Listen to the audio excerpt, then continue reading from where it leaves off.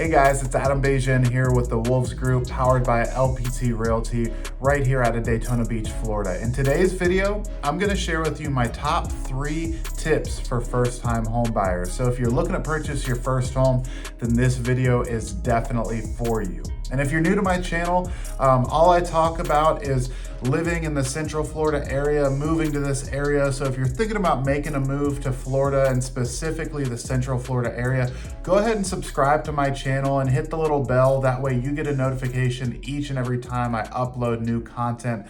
That's what this whole channel is all about, is the Central Florida and Daytona Beach area. All right, so enough of that. Let's go ahead and jump on into the content of this video. All right, first-time home buyers. So my first tip that I have for you, and it's probably my most important tip that I'm going to share with you. While you are looking to purchase a home and you're going through the pre-approval process, because most first-time home buyers aren't paying cash for their home. So if you are going through that pre-approval and that loan process, you're going to have your finances really watched and picked apart by your lender. So my first tip for you is your credit, okay? Lots of things with your credit. Don't drastically increase your credit card balances, right? Your debt to income and your credit score are going to be picked through with a fine-tooth comb. So you want to make sure that you protect both of those things. And the way you protect them is, number one, don't make any large purchases. Don't change your job. Don't go out and purchase a new car. Don't add a whole bunch of balance to your credit card balances. So make sure that you keep those balances low. You keep your same job. You keep the current car that you have. Wait until after you close and well after you close to make any of those adjustments. So that would be my first and most important tip to you, is don't mess with your credit cards in any way, shape, or form. Don't mess with the balances. Don't mess with the job. Don't apply for a new loan. Don't do anything that's going to change or affect your credit score or your credit card balances. All right, so that's my first tip for you. My second tip for you is get pre-approved before you start house hunting. And here's why. A lot of you guys, when you're looking at new houses and you get excited, because it is an exciting thing to think about purchasing your first home. But the first thing you need to do is figure out what your budget is. You guys, I'm sure when you're looking at Zillow and Realtor.com, you see those online, mortgage payment calculators. And you go in there and you might find a mortgage payment, of $1,000 on a $400,000 house. Number one, those payment calculators are not very accurate whatsoever. They don't take into account the interest rate that you're gonna have, your down payment, your loan type, all that stuff. So they give you a really vague range of what your payment's gonna be. And to put things into perspective there, how many times have you been car shopping and you do the online payment calculator and you're like, oh, this car is going to cost me $400 a month. I can afford it, whatever. So you go down to the dealership, you're working out financing, and then they come back at you with, maybe a $450 a month or a $475 a month payment. So it's the same kind of thing when you're doing those online mortgage payment calculators. They're not very accurate and they can kind of give you a false sense of hope. And if you're working with a newer agent that doesn't know, the importance of getting pre-approved first before you start house shopping, it can be pretty discouraging if you walk into a house and you're like, this is the one, we love it, it checks our boxes. You go to get pre-approved and maybe it's a $400,000 house and your lender says you're pre-approved for up to $300,000. That's a big punch in the gut, a big blow when you're trying to find that perfect house. So a way to avoid any time wasting by looking at houses you maybe can't afford, or a way to avoid any disheartening situations where you think you found the one and then you find out you can't afford it, is to go ahead and get pre-approved. Get your financing straight and get it worked out before you even look at houses. That way it's going to save you a bunch of time and it's going to save you a bunch of heartache, okay? So definitely get pre-approved before you start shopping for houses.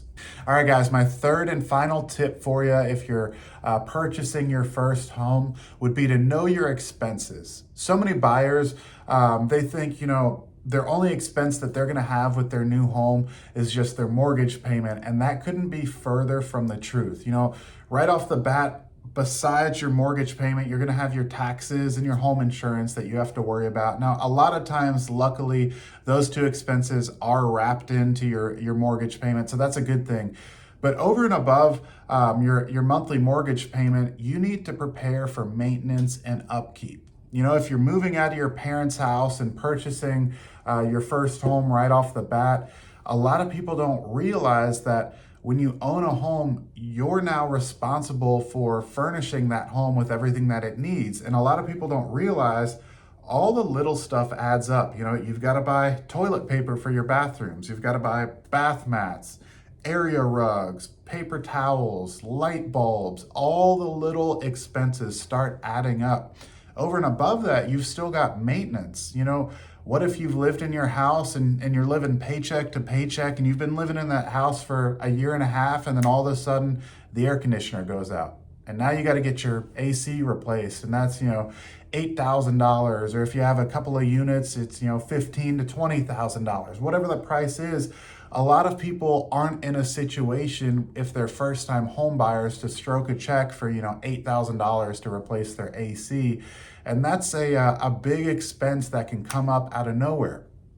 Even if it's not a bigger expense, maybe your plumbing under your sink starts leaking, and now you've got to pay a plumber to come in and fix that, and that's another couple $100 that you weren't prepared for. Maybe your hot water heater goes out.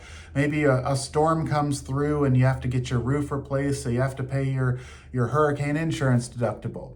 There's a whole lot of expenses that do go along with the house, and I've seen time after time again, not just with my personal clients, but with other, you know, friends and family out there, or other agents that are friends of mine, and their clients will purchase a home and then they have to go around and turn around and sell it right after they purchase it because they can't afford the work and the upkeep that goes into it. So forget about the whole keeping up with the Joneses mentality, right? Forget about what your best friend just purchased. Forget about the home that your parents own or your siblings own. Stop trying to impress other people, because this is your house that you and only you are paying for. So last I checked, I don't have any friends paying for my bills and my maintenance that goes into it. So I'm the one that pays that. You're gonna be the one that pays all that stuff with your house. So forget about the keeping up with the Joneses mentality and purchase a home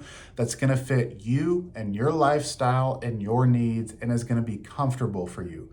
The worst thing in the world is being house poor and having to live paycheck to paycheck just to pay your mortgage, because if something happens, your car breaks down, your hot water heater has to be replaced, that's a big expense that can really affect you and slow you down. So affordability and finding a house that fits your budget is totally key. So that's my third and final thought for you. Guys, I hope those tips help you. I've got a whole bunch of tips for first-time home buyers, but those are my three most important and common ones that I definitely talk to people about on a day in and day out basis for first-time home buyers. So I hope this video is useful for you. If you would, do me a favor, give me a thumbs up and leave me a comment down below. If you've got a tip for first-time home buyers that you've come across in your years of home ownership, I'd love to hear it. Leave me a comment down below on this video and let me know your thoughts on my tips, and I'd love to hear from you guys as well. All right, guys,